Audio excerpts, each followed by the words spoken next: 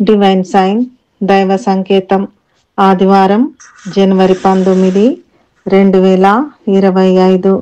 దేవుని నుండి ఒక సూచన. జకర్యా 3:3-4 వచనములు. యెహోషువ మలిన వస్త్రములు ధరించిన వాడై దూత సముఖంలో నిల్వబడి ఉండగా, దూత దగ్గరగా నిలిచి ఉన్న వారిని పిలిచి, ఇతని మైల బట్టలు తీసివేయుడని ఆజ్ఞాపించి, నేను నీ దోషమును పరిహరించి ప్రశస్తమైన వస్త్రములతో నిన్ను అలంకరించుచున్నాను అని సెలవిచ్చెను.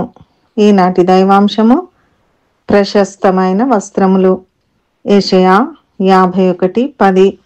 ఆయన రక్షణ వస్త్రములను నాకు ధరింపజేసి ఉన్నాడు, నీతి అను పైబట్టను నాకు ధరింపజేసి ఉన్నాడు. ఒక మనుష్యునికి 2 కుమారులుండిరి.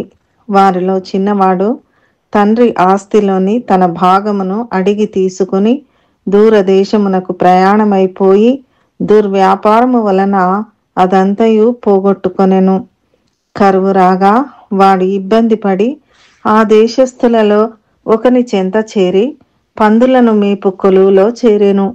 వాడు తన కడుపు నింపుకొనుటకు పందులు తిను పొట్టును తినుటకు ఆశపడినను తనకేమియు దొరకనందున బుద్ధి తెచ్చుకొని తన తండ్రి ఇంట కూలివాండ్రకు అన్నము సమృద్ధిగా ఉన్నది, నేనైతే ఆకలితో చచ్చిపోవచున్నాను అని భావించి తన తండ్రి వద్ద కూలివానిగానైనను ఉందుననుకొని తండ్రి వద్దకు బయలుదేరి వచ్చెను.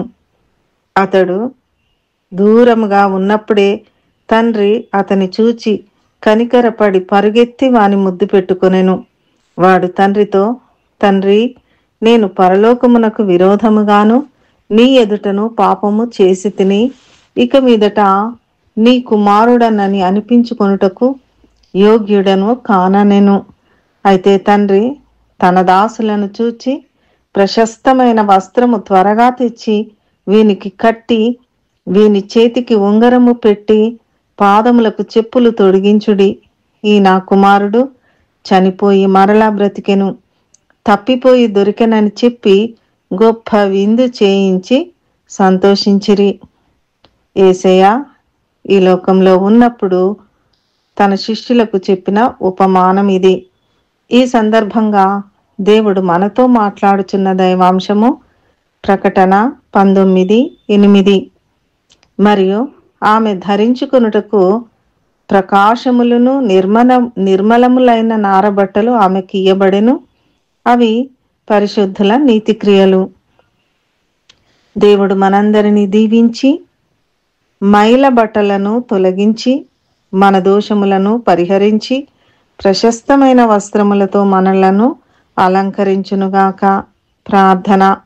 మా పరలోకపు తండ్రి, నీ రక్షణ వస్త్రమును, ప్రశస్త వస్త్రమును మాకు ధరింపజేసినందుకు మా వందనాలు. మాలోని మలిన వస్త్రములను తొలగించి నీతి అను నీ రక్షణ వస్త్రములు ధరించుకొనుటకు మా అందరికీ నీ కృప అనుగ్రహించుము. యేసు నామములో ప్రార్థిస్తున్నాము తండ్రి. ఆమెన్.